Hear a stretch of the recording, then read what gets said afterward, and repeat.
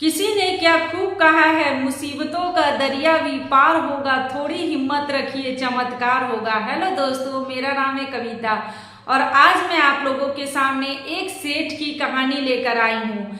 तो एक सेठ रहता है, बहुत ही शहर का नामी और माना जाना सेठ रहता है, जिसके पास 2-3 फैक्ट्री होती है, घर होता है, अच्छा खासा पैसा वाला होता है। उसके बहुत सारे दुकान होते हैं जो किराए पे लगाए होते हैं, उसका बहुत जगह बंगलो बना रहता है।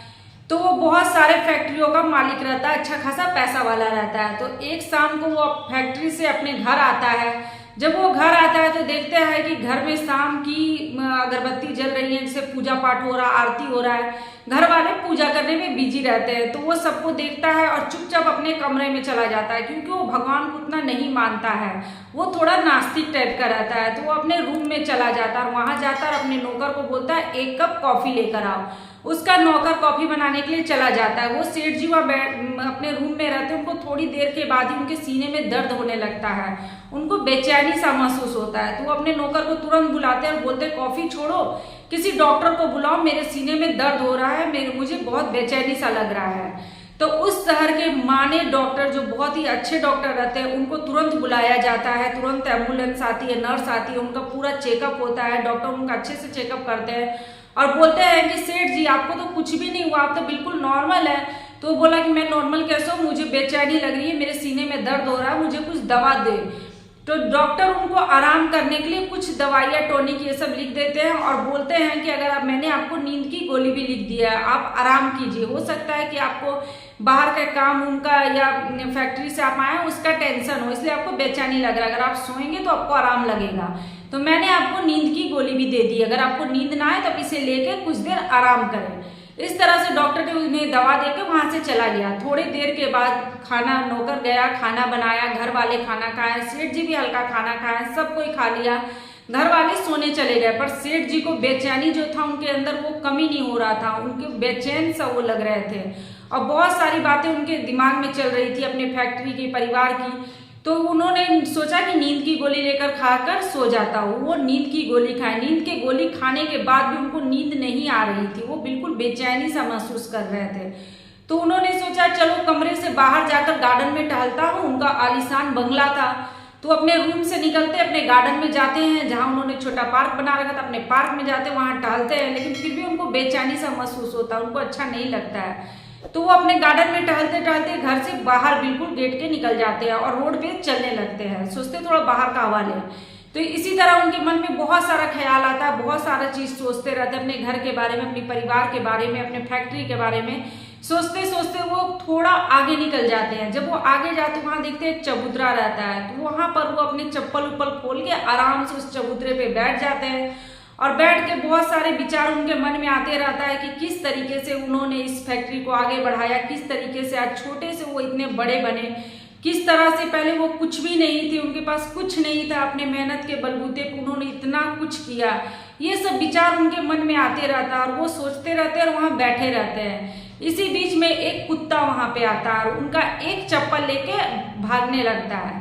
तो वो उस कुत्ते के पीछे पीछे जाने लगते हैं अपनी चप्पल लेने के लिए। उनको लगता है कि मैं एक पैर से कैसे जाऊंगा एक चप्पल पहन के, तो वो अपने पीछे पीछे उस कुत्ते के जाने लगते हैं। इसी तरह वो थोड़ा आगे जाता है कुत्ता और जाकर जहां पे झुग्गी रहता है वहां पे उस चप्पल को छोड़ देता है। तो सेठ जी इसी बीच में, जैसे वो रात में निकले टहलते टहलते, तो उनको 2-3 बज जाता है।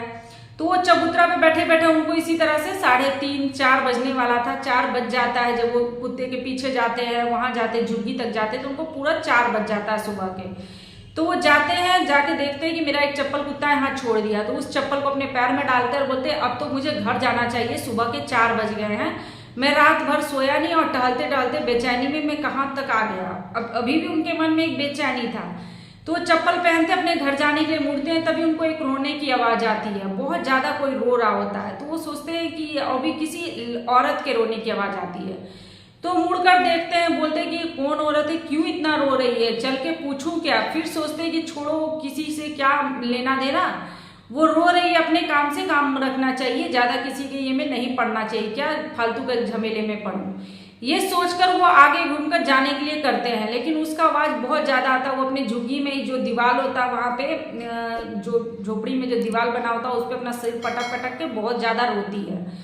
तो ये देखकर सेठ जी को रहा नहीं जाता है, तो सेठ जी सोचते हैं कि चलो पूछ ही लेता हूँ कि हुआ क्या है। तो सेठ जी उसका दरवाजा खटखटाते हैं, वो औरत दरवाजा खोलती है, बोलते हैं कि माफ कीजिएगा बहन जी, आप कुछ गलत मत समझिएगा, मुझे इस घर से आपके मतलब रोने की आवाज आ रही थी, बहुत ज्यादा आ रही थी, आप क्यों इतना रो रही है। तो वो बोलती है कि मेरी बेटी जो देख रहे हैं ना यहाँ पे जमीन पे पड़ी हुई है, बहुत बीमार है, इसके ऑपरेशन के लिए पैसे चाहिए, मेरे पास पैसे नहीं है, इसलिए मैं रो रही हूँ। तो सेठ जी बोलते हैं कि इस तरह रोने से क्या होगा, आपकी बेटी बीमार है तो आप किसी से मदद मांगिए, रोने से थोड़ी ना कुछ हो जाएगा। आप जहाँ काम करती उन लोगों से पैसा मांगिए। तो बोलती कि मैं तो घर घर में जाके काम करती हूँ, मैं तो काम वाली हूँ, और घर घर में जिनके यहाँ पे काम करती हूँ उन लोगों को भी मैंने ये सब बता रखा, पर इतने पैसे कौन देगा जो मेरी बेटी का ऑपरेशन हो सके। तो बोलते कि आप इतना कस कस के क्यों रो रही हो, फिर आपका सर भी फट जाएगा और आपको पैसा थोड़ी मिल जाएगा सर पटक पटक के रोने से।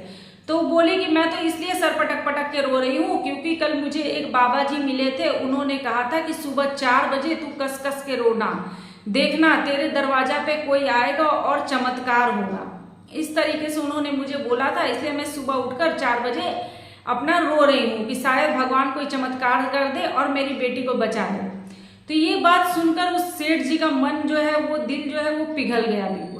उन्होंने तुरंत एम्बुलेंस को फोन किया, डॉक्टर आए, वहां बोले कि इस बच्ची का ऑपरेशन होना चाहिए, जितना पैसा लगे आपको उतना पैसा लगा दो, अच्छे से अच्छे हॉस्पिटल में इसका इलाज होना चाहिए। सेठ जी ने कहा, तुरंत डॉक्टर एम्बुलेंस में उस बच्ची को ले गया। उनके जैसे ही उन्होंने एम्बुलेंस को फोन किया, उनके मन की जो बेचैनी थी वो अपने आप ही खत्म हो गई। लेकिन उनके मन में अभी भी एक विचार चल रहा था कि कौन वो बाबा होंगे जो इसको बोले होंगे कि सुबह 4 बजे तुम रोना। और रात भर मुझे बेचैनी लगा, जब मैंने एम्बुलेंस वाले को फोन किया, इसकी मदद की, मेरा बेचैनी शांत हो गया। अगर सच में भगवान है, मैं तो भगवान को मानता भी नहीं हूँ, मैं तो नास्तिक हूँ, मुझे तो लगता है कि कर्म करो फल मिलेगा, बस मैं कर्म करता हूँ अपना और अपने मेहनत करता रहता और उसका फल मुझे मिलता है। मैं तो भगवान को मानता भी नहीं था, लेकिन ये कौन सा चमत्कार है वो मुझे समझ नहीं आ रहा है, क्योंकि उनका मन बिल्कुल शांत हो गया उस बच्ची का मदद करते के साथ। और उस औरत को किसी ने कहा था कि कोई चमत्कार होगा, तुम बस इस तरीके से करना, कोई बाबा ने कहा था। तो सेठ जी बोले कि अगर सच में भगवान होते हैं तो इंसान क्यों लड़ता है आपस में जाति जाति करके। मैं तो जानता भी नहीं था कि वो औरत कौन जात की जिसका मैं मदद कर रहा हूँ, या फिर वो नहीं जानती थी कि मेरा कास्ट क्या है, मेरा जात क्या है। हम लोग तो एक दूसरे के जात के बारे में भी नहीं जानते थे, बस एक दूसरे की मदद मैंने उसकी कर दी। और उसकी मदद करते के साथ मुझे बहुत ही शांति और खुशी सा महसूस हुआ। ये चीज उनको समझ में आई कि मेरी जो बेचैनी थी वो किसी की मदद करने से शांत हो गई। और उस दिन उन्हें कहीं ना कहीं भगवान पे विश्वास होने लगा। वो कभी पूजा नहीं करते थे, लेकिन हाँ, उनके अंदर मन में वो किसी का बुरा कभी नहीं किए थे। तो इस कहानी की बस यही छोटी सी सीख है कि चमत्कार होता है, बस विश्वास रखें, कर्म करें और फल भी जरूर मिलेगा। और अगर विश्वास रखते हैं तो चमत्कार भी होगा। इस दुनिया में इस जगह पे आदमी झूठ मूठ का लड़ता है जात पात के नाम पे, लेकिन जो ईश्वर होते हैं, भगवान होते हैं, वो एक दूसरे को जात पात देकर किसी की मदद नहीं करते हैं। तो आप भी चाहे किसी जाति के लोग हो, बस कि आप मदद करके देखिए, आप उसकी हेल्प करके देखिए। अगर उसको आपकी जरूरत है तो आप उसको मदद करें, और आप देखेंगे कि आप अगर किसी की मदद कर रहे हैं तो आपको कितना अच्छा खुशी महसूस होगा, आपको कितना अच्छा अपने शरीर में शांति महसूस होगा। तो ये जरूरी नहीं कि आप पूजा करोगे, मंदिर जाओगे तभी आपको शांति मिलेगा, आपको मतलब उसका फल मिलेगा, नहीं। आप किसी की मदद करते हो तो भी आपको बहुत ही अच्छा फल मिलेगा। आप अगर दूसरों की मदद करते हो तो आपका अपने आप ही सारा काम अच्छा होगा। तो इस तरह जरूरी नहीं कि आप सिर्फ ज्ञानी बांटो, आप एक मुस्कान बांटें। अगर आप किसी को फेस पे मुस्कुराहट दे देते हैं, उसको खुशी दे देते हैं, तो ये भी एक बहुत ही अच्छा काम है। और ये भी एक बहुत ही अच्छा सा, आप अगर दूसरों को खुशी देंगे तो वो खुशी आपको भी मिलेगी। तो इसी तरह ये कहानी की छोटी सी सीख है कि हर एक दूसरे की मदद करते रहें, खुश रहें और खुश रखें। अगर कुछ नहीं है तो बस एक मुस्कुराहट ही किसी को दें। तो दोस्तों, आप लोगों को मेरी आज की ये छोटी सी कहानी कैसी लगी? अगर अच्छी लगी हो तो इसे लाइक करें, शेयर करें और कमेंट भी करें। तो अगर आप मेरे चैनल पे न्यू हैं तो इसे लाइक, सब्सक्राइब और शेयर जरूर करें। जो बेल बटन आता है उसे प्रेस कर दें ताकि मैं जो नेक्स्ट वीडियो डालूँ आप लोगों को मिल सके। नमस्कार, मिलते हैं नेक्स्ट वीडियो में।